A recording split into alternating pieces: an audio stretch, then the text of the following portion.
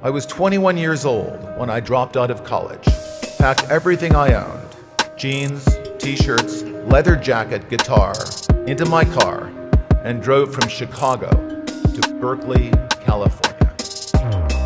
During my California springs and summers, I spent most of my days in the high Sierras and Yosemite Valley, working as a river guide and a rock climbing instructor. I loved those jobs, but unfortunately they didn't pay that well. So I also got a job working a couple of days a week as a computer programmer back in Berkeley. I had learned to program in college. I didn't love programming, but it was fun and I was good at it. And computer programming gave me the same kind of satisfaction as solving math problems and playing chess, both things I enjoyed before I became a confused teenager. At this point in my life, I thought I was making real progress on my journey of self-discovery. I had found a cause. I had a couple of jobs that I loved, and one that was fun and paid the bills. I was pretty happy with my life. My wife was not. What she saw was a college dropout who spent too much time in the mountains doing foolish things. She wanted me to work full-time as a computer programmer or go back to college and finish my degree. I started taking classes at UC Berkeley. I took several classes, but the only one I can remember was a sailing class taught at Berkeley Marina.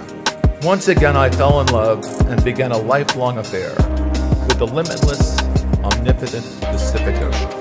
When my class was over, I wanted to buy a sailboat. My wife said this was the single stupidest idea she had ever heard in her entire life. She accused me of being irresponsible, and she told me I lacked ambition. She kicked me out, and then she divorced me. This was a pivotal moment in my life.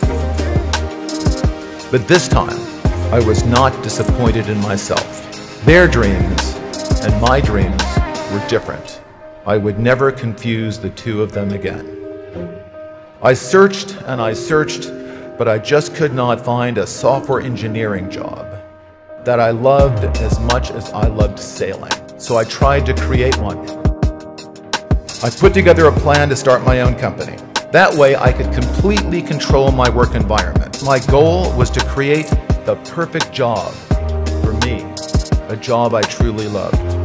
Hire the most talented software engineers in Silicon Valley. We assembled an all-star team of gifted programmers who were among the best in the world at what they did. That team, plus one crazy idea, gave birth to a giant company. I call it a crazy idea because at the time, everyone told me it was a crazy idea. And when you start telling people that all the experts are wrong, at first they call you arrogant, and then they say you're crazy. When people start telling you that you're crazy, you just might be onto the most important innovation in your life.